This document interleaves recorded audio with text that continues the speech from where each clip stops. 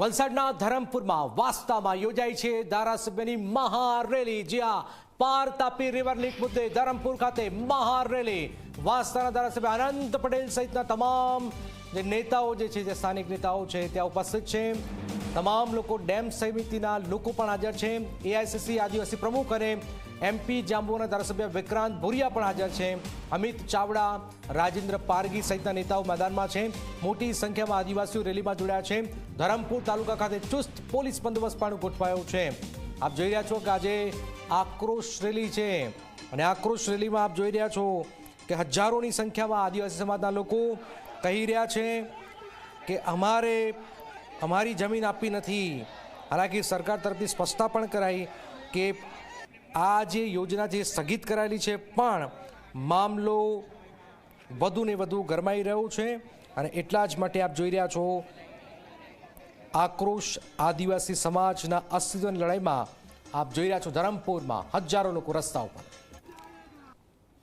શ્વેતપત્ર એટલે કે યાવત ચંદ્ર દિવાકરો, જ્યાં સુધી પૃથ્વી, દુનિયા, ચંદ્ર, સૂર્ય રહે ત્યાં સુધી આ પ્રોજેક્ટ ન થાય એવું વ્હાઇટ પેપર લોકસભામાં રજૂ કરવામાં આવે તો કદી પણ આ યોજના થાય નહીં। પરાડા, ધરમપુર અને તાપી જિલ્લાના ગામોને ખૂબ અસર થાય છે। 50,000 જેટલા આદિવાસી કુટુંબોને અસર થાય છે, ડુબાણમાં જાય છે। ડાંગમાં જ 50 ગામ જેટલા ડુબાણમાં જાય છે। એમ જોવા જાય તો ગામ ઓછા લખ્યા છે, પરંતુ ગોડી અને જે મિલિન જે ગામો છે એ ઊંચાઈ પર છે, એ ડૂબવાના હોય તો એની નીચેના ગામ સ્વાભાવિકપણે ડૂબવાના જ છે। આદિવાસી સમાજની જળ, જંગલ અને જમીનો છીનવવા માટે એમની સાથે છેતરપિંડી કરી રહ્યા છે। એમને ગુમરાહ કરીને એમની જળ, જંગલ ને જમીનો બચાવી રહ્યા છે। એક તરફ એમ કે છે કે કોઈ ડીપીઆર બન્યો નથી, બીજી બાજુ સંસદમાં જવાબ મળે છે કે ડીપીઆર બનાવવામાં આવ્યો છે।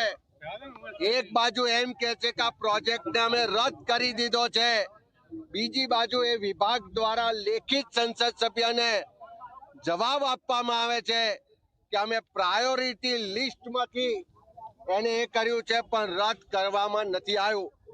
અને આદિવાસી સમાજના હક અધિકાર માટે, આ ડેમ સામે આદિવાસી સમાજને બચાવવા માટે, એમના ગામોને બચાવવા માટે, એની જમીનો બચાવવા માટે આખરી દમ સુધી લડવાનો સંકલ્પ આજે સૌ સાથે લઈને લઈ રહ્યા છે।